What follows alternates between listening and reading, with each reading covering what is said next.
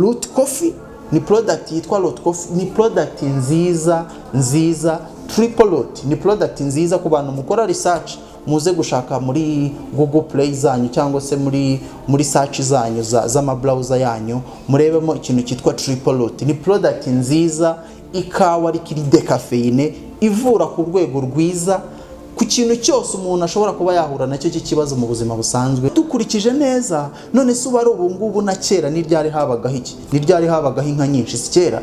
Bivuze ngo kera rero ubwo bushobozi bwo kwirinda biturutse muri bya byatsi nka zaryaga, bivuze ngo bigenda byangirika bigahera kuri za nka, bikagera kuri ya mata tunywa, bikagera kuri za nyama turya, bikarangira umubiri wacu uhuye n'ibyo bibazo bitandukanye. Ku bantu ku bamama bagira ikibazo cyo kujya mu bibazo by'amaperiode yabo, bagatindamo, bajya mu bibazo bisanzwe, ugasanga imisemburo ye ntiri ku murongo, wajya muri periode akababara, urubyaro rwarabuze, abantu bafite ibintu by'ibihere mu maso, iyo ngiyo nayo iyahariwe igitsina gore gusa, yitwa Liftmax. Liftmax ni product rero nziza ushobora kuba wakoresha kugira ngo ikuvure ndetse inakurinde uburwayi butandukanye mu buryo bwose.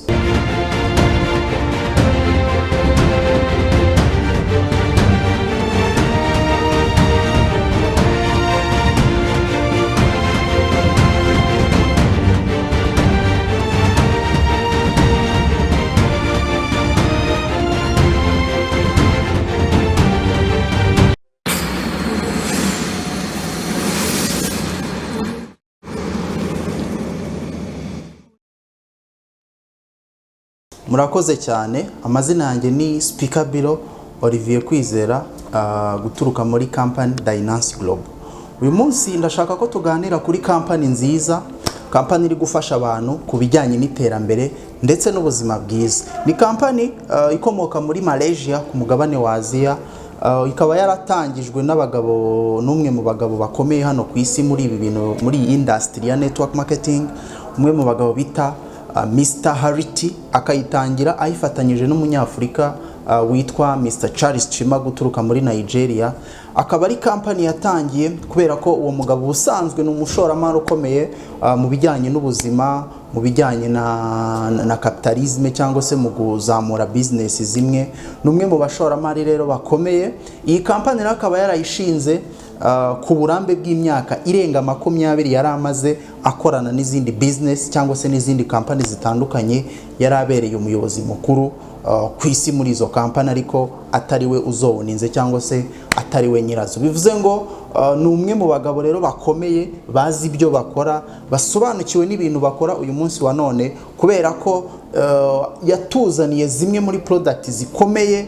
Navuga ko ari igisubizo ku bantu bakunda guhura n'ibibazo, bantu bakunda kugira ibibazo by'uburwayi, imivuduko y'amaraso, amadiabete n'ibindi nkabyo. Izo product rero ni product navuga zikozwe mu buryo bugezweho cyangwa se muri technology igezweho ya stem cells cyangwa se stem cell therapy. Ni mu kinyarwanda kiza nabyita nk'inyunganiramirire, zirinda zikanavura uburwayi butandukanye, kubera ko izi product akakanya yaba uburyo zikoramo, yaba umumaro zigira mu mubiri w'umuntu, kuko n'abahanga se cyangwa mujya mwumva ngo umuntu yarwaye bamwohereje mu Buhinde, akakanya Ubuhinde nicyo gihugu kirimo kirakoresha izi stem cell. Stem cell rero ni iki mu kinyarwanda? Stem cell ni ubuvuzi navuga bugezweho nk'uko nari mbivuze, buvura buhereye kuri serire y'umubiri w'umuntu cyangwa se buhereye kuri ka karemangingo. Bivuze ngo akaremangingo kacu cyangwa se serire y'umubiri yangirika bitewe n'iki? Bitewe n'ibyo turya, biturutse ku byo tunywa umunsi ku munsi, biturutse ku bintu bitandukanye, na kirima buriya igira uruhare mu kwangirika kwa serire z'umubiri w'umuntu. Umubiri w'umuntu rero kuba ugizwe na serire, bivuze ko kugira ngo ukure, kugira ngo nyine uri umwana ukure, kugira ngo umere umusatsi, kugira ngo ugire inzara n'ibindi bitandukanye, nuko hari serire ziba zigira gute, zidevelop. Iyo rero umuntu yamaze kwangirika, iyo umuntu yamaze kurya bya biryo navuga bifite ubushobozi bwo kwica umubiri w'umuntu, navuga wenda nko kukunda kurya izo nyama simbi ariko kuzirya cyane, bimwe mu biryo navuga bikungahaye mu kugira imyanda myinshi, harimo ayo mafiriti, harimo sizo nyama, abantu bakunda itabi, imiti, ibi bihingwa turimo turabona bagenda bakuhira, ibi bihingwa by'amayiburide bongera gutubura, bivuze ngo biriya bintu niba biteresha imvaruganda, yaba yanka igiye kurya bya byatsi igiye kuryamo ya mvaruganda, yaba natwe tubiriye. Niyo mpamvu muri kubona amata y'iyi minsi cyangwa se ibihingwa by'iyi myaka ntabwo bikimeze nka bya bihingwa twabonaga mu myaka yashize, kubera ko mbere washoboraga gusanga inka umuntu ashobora kuba ayiragiye ahantu mu gisambu, ugasanga no mu byatsi yariye havuyemo imiti. Kubera ko ndakeka niba tubibona neza iyi minsi, ndakeka aribwo hari kubaho ubuvuzi bwinshi bw'amatungo, ndakeka. Ariko dukurikije neza, none se uba ari ubu ngubu na kera n'iryari habagaho iki? N'iryari habagaho inka nyinshi, si kera? Bivuze ngo kera rero ubwo bushobozi bwo kwirinda biturutse muri bya byatsi inka zaryaga, bivuze ngo bigenda byangirika, bigahera kuri za nka, bikagera kuri ya mata tunywa, bikagera kuri za nyama turya, bikarangira umubiri wacu uhuye n'ibyo bibazo bitandukanye. Ibyo bibazo bitandukanye rero sometime umubiri ushobora kubyakira, ugashobora kubisohora, cyangwa se sometime bikanawunanira. Iyo bimaze kuba byinshi mu mubiri rero, umubiri utagifite imbaraga, niyo mpamvu abasirikare b'umubiri nge nkunda kubifata, cyangwa se ubudahangarwa bw'umubiri cyangwa izo serire, iyo zidafite imbaraga bituma buri karwara kose kakugezeho gashobora guhita kinjira mu mubiri kakakwangiriza. Kuko niba mubizi neza nk'umuntu ufite ikibazo cy'agakoko gatera sida, impamvu bavuga ngo agomba gufata ibinini bigabanya ubukana, nuko buri karwara kose arwaye, tuvuge nk'ibicurane, bishobora kumuzahaza ukagira ngo ni nka kanseri arwaye, kandi nta kantu gatoya. Bivuze ngo ubwirinzi bw'umubiri we buba bwaramanutse, bwaragize ku rwego rwo hasi. Mu yandi magambo rero, icyo tuba dukeneye ni inyunganiramirire, kuko buriya ubuvuzi bukomeye bunaruta ibyo nako bunaruta iyo miti yo kwa muganga, buriya ni ukurya neza. Kurya neza rero ntabwo ari ugupakira isahani, ahubwo kurya neza ni cya gihe wariye ibyubaka umubiri, ibirinda indwara ndetse n'ibitera imbaraga. Izo ntungamubiri zose zikaba ziri muri bya bintu, kuko umubiri ubwawo iyo umaze kubyakira, izo metabolisme cyangwa se iyo systeme ikoresha, umubiri ukoresha kugira ngo ukamure intungamubiri mu byo wariye, nibyo bita metabolisme mu ndimi z'amahanga. Aho ngaho niho havamo iki? Niho havamo za ntungamubiri zijya kudutunga.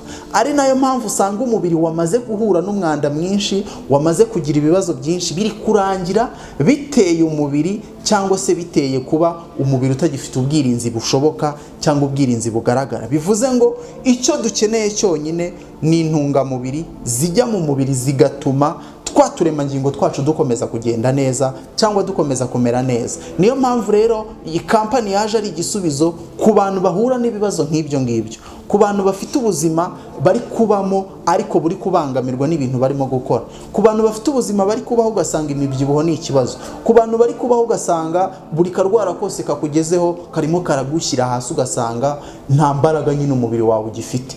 Izi nyunganiramirire rero, imwe mu mimaro 5 cyangwa 4 ikomeye zikora, icya mbere ni ukuboostinga cyangwa se kongera ubudahangarwa bw'umubiri. Bivuze ngo ubudahangarwa bw'umubiri bwawe nibuba buri hejuru, bizatuma nta ndwara iyo ari yo yose ishobora kukwataka. Ninakwataka ubwo bwirinzi buzayirwanya, kuko niba mubizi neza, wenda ku bantu mwiza amasiyanse, hari indwara buriya turwara mu mubiri zigakira tutazi nuko zigiye, kubera ko gusa twirinze, twafashe bya biryo bikungahaye mu gukora icyo nakwita detoxification cyangwa se gukura ya myanda mu mubiri. Bivuze ngo rero izi product zifite n'ubushobozi n'ubushakashatsi bwamaze kuba proven bwo gukora ama treatment ku ndwara nka diabete, umuvuduko w'amaraso, indwara z'igifu, amamibe, amastroke, indwara z'ubugumba n'izindi ndwara zitandukanye, nkuko muri bugende mubibona ku maslide atandukanye cyangwa se muri video ko turi bugende tubibona. Bivuze ngo rero dufite product zitandukanye zivura zikanarinda ubwo burwayi. Izo product rero, product ya mbere tugira yitwa Dynas Locenta. Dynas Locenta ni product ikozwe mu buryo byibura ifite intungamubiri zigera kuri 5. Izo ntungamubiri uko ari 5 zifite ubushobozi bwo kurinda, gusana no gutuma umubiri wawe wongera kumera neza, kuko zongera ubudahangarwa bw'umubiri, zikongera amaserire, zikaripeyaringa serire cyangwa se zigasana serire, ndetse za serire zamaze kwangirika zikazikuramo. bivuze ngo rero niyo mpamvu kwa muganga dukunda kubibona, ntabwo iyo bari kukuvura bavura root cause, ahubwo bakuvura bahereye kuki, bakuvura bahereye nkunda gufata urugero wenda nko kuri diabete. Niba umuntu arwaye diabete ntabwo buri ikibazo ari isukari iri mu maraso, ahubwo ikibazo ni ikiri gutuma iyo sukari ikomeza kuba nyinshi mu maraso. Niyo mpamvu ufata imiti cyangwa ufata ibinini ugakomeza kubikoresha, nyamara mu gihe gitoya bikarangira n'ubundi bigize gute, bikarangira n'ubundi nta kintu bikumariye, ejo ugasubira kwa muganga. Izi product rero zakozwe mu buryo zikora multifunction mu mubiri wacu, zirinda zikanavura indwara nyinshi ndetse icyarimwe. Iyo product rero ya mbere nari mbabwiye tugira yitwa Dynasol Center, ku bantu bafite ibibazo by'imivuduko y'amaraso, ku bantu bafite ibibazo by'amadiabete, ku bantu bafite ibibazo by'amastroke, ibifu, indwara zo mu nda, indwara nyinshi zitandukanye, kuko ikozwe n'ibintu bine by'ingenzi, harimo imizabibu, harimo ibihumyo, harimo imbuto n'imboga, ndetse hakanabamo icyo nakwita anti-aging cyangwa se mu ndimi z'amahanga nicotinamide cyangwa se NMN. Kuba bizi ubwo n'ubushakashatsi bwakozwe bwamaze no kugaragara ko buriya kimwe mu bintu bituma abantu cyane cyane dukunda kubibona nk'abazungu, ugasanga we imyaka afite ni myinshi ariko ku isura ushobora kumureba ukabona ni mutoya. Bivuze ngo icyakora cyangwa se icyo abafata cyangwa ibirya barya biba bikungahaye ku byo bita anti-aging cyangwa se anti-age. Bivuze ngo anti-age zidelayinga age cyangwa se zitinza nyine imyaka y'ubukuru, umuntu akakubona uri mutoya kandi mu by'ukuri imyaka yaramaze kuba myinshi cyane. Bivuze ngo rero izo product nk'iyo nari mbabwiye yitwa Dynasol Center ifite ubushobozi bwo kuvura indwara nyinshi, ndetse turaza no kugenda tubacishirizamo ubuhamya bw'abantu batandukanye twagiye dufasha, twagiye tuvura, bagiye bakira indwara zitandukanye. Iyo ni iya mbere. Indi ya kabiri tugira yitwa ni product navuga y'abagabo, ku bagabo bakunda kugira ibibazo by'umwihariko mu myanya y'ibanga, ku bagabo bakunda kugira ibibazo by'amaprostate, ku bagabo bakunda kugira ibibazo by'ubushake cyangwa se libido, ku bantu bakunda kugira ama-stress. Abo bantu bashobora kuba bakoresha iyi product ariko ku gitsina gabo. Ni product yitwa Root Coffee, ni product nziza triple root. Ni product nziza ku bantu mukora research, muze gushaka muri Google Play zanyu cyangwa se muri search zanyu z'amabrowser yanyu, murebemo ikintu cyitwa triple root. Ni product nziza, ikawa rikiri decafeine, ivura ku rwego rwiza ku kintu cyose umuntu ashobora kuba yahura nacyo cy'ikibazo mu buzima busanzwe, by'umwihariko kuri ibyo bintu bijyanye n'ubushake bwo gutera akabariro. Twihuse, indi product ya gatatu tugira ni product ikoreshwa n'abadamu, ku bamama bagira ikibazo cyo kujya mu bibazo by'amaperiyode yabo bagatindamo, bajya mu bibazo bisanzwe ugasanga imisemburo ye ntiri ku murongo, wajya muri periyode akababara, urubyaro rwarabuze, abantu bafite ibintu by'ibihere mu maso. Iyo ngiyo nayo iyahariwe igitsina gore gusa, yitwa Lift Max. Ni product rero nziza ushobora kuba wakoresha kugira ngo ikuvure ndetse inakurinde uburwayi butandukanye mu buryo bwose. Vuga kikomeye nuko izi product zacu already zamaze kuba proven cyangwa se zamaze kwemerwa yaba na FDA cyangwa se ikigo cy'u Rwanda gishinzwe kugenzura ibiribwa, ibinyobwa ndetse n'imiti, yamaze kuyiha certificate. Ubu tuvugana ni product zirimo zirakoreshwa hano mu Rwanda. Ubuhamya bwo ni bwinshi ku bantu batandukanye kandi ushobora kuba wabukoresha nawe bukagira icyo bugufasha. Bivuze ngo niba ufite ikibazo cy'uburwayi, niba hari ukuntu wumva utameze neza muri wowe, niba hari akabazo akariko kose gatandukanye, ariko ntago hari igihe tubivuga nka gutya mukavuga se sida ntago sida tuyivura oya, ahubwo icyo dukora ni ugusana serire z'umubiri w'umuntu, ukongera kugira imbaraga zo guhangana no gutuma umubiri wawe wongera kumera neza. Bivuze ngo icyo ugomba gukora ni kimwe gusa, wowe ni ukutugana aho dukorera hano ku Gisimenti kuri Equity Bank, hanyuma ukaba wasobanukirwa neza birushijeho, cyangwa se ukaba wanodaringa aho uri hose ku isi. Company yacu nk'uko nabivuze iri mu bihugu birenga 64 kandi ikoreramo harimo ama office mu buryo butandukanye. Murakoze cyane. Nanone nk'uko mubimenyereye ni Olivier Kwizera, Speaker Bill of Dynasol Global, International. So uyu munsi nagira ngo turebere hamwe itandukaniro riba hagati ya product cyangwa se y'inyunganiramirire za stem cell ndetse n'imiti isanzwe yo kwa muganga. Itandukaniro ririmo rinini cyane kuko buriya iyo tujya kwa muganga cyangwa iyo dukoresha iyi miti y'ibinini buriya ibiri specific ku ndwara. Bivuze ngo ni nka kuri urwara malaria, ikintu ikora cyonyine ni ukugenda nyine mu mubiri mu maraso igashakamo malaria akaba ari yikuramo. Bivuze ngo ntago byose bihita bishiramo, ahubwo hagira utundi tuntu dusigaramo. Ari nayo mpamvu uzabona ku bantu bakoresha imiti igihe kirekire bakunda guhura n'ibibazo by'iki, bakunda guhura n'ibibazo by'umwijima, kubera ko igenda mu mubiri kavura ibyo, ariko imyanda yasigaye cyangwa ibideshe byayo byasigaye bikagira impact mbi ku bantu. Mu gihe stem cell cyangwa se izi product z'inyunganiramirire zo uko zikora, yo ijya mu mubiri ikajya guhangana, kwanza yinjira mu mubiri ikagenda mu maraso, buri hose isanze ikibazo icyo ari cyo cyose idiringa nacyo ikagikuramo. Bivuze ngo niyo mpamvu byoroha kuvura, kubera ko ivura ihereye ku gitera indwara, apana kuvura indwara. Ni nko kuba amazi yaba yamenetse, uruhombo rwapfumutse, ukaza wenda ukajya aho amazi yamenetse ukajya kuyakuraho. Bivuze ngo nuramuka utamenye ko hari uruhombo rwapfumutse, n'ubundi ejo uzayakura hashireho wongere ugaruke agihari.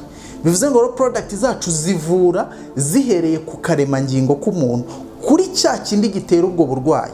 Ntabwo product zacu zinavura ngo amadiabete n'ibicyoya, ahubwo zivura ibyo bitera ubwo burwayi, ku buryo iyo miti yo kwa muganga nunayikoresha uzayikoresha ifite aho igiye kuza guhera, kubera ko stem cells zamaze guca inzira, zamaze gukemura iyo root cause cyangwa icyo cyateye ubwo burwayi.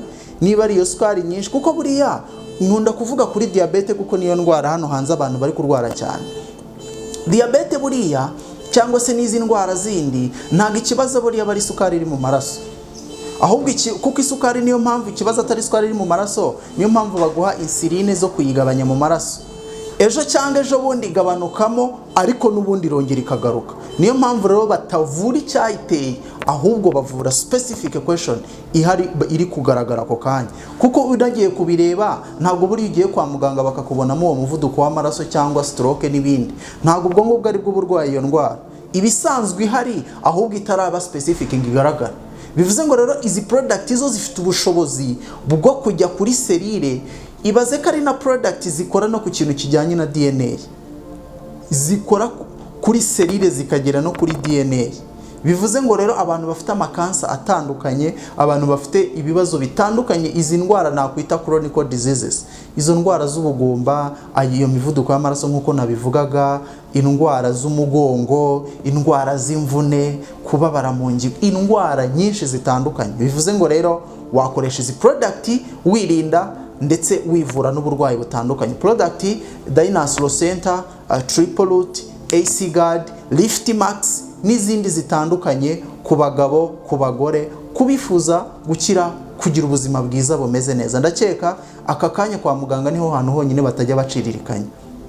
Niba rero dushaka kugira ubuzima bwiza, kandi ikindi twibuke kurya neza ibiryo bigizwe n'imbuto, imboga, birimo intungamubiri zigiye gufasha ko ku mubiri wacu. Tureke kurya byo kugira ngo twuzuze igifu. Murakoze cyane.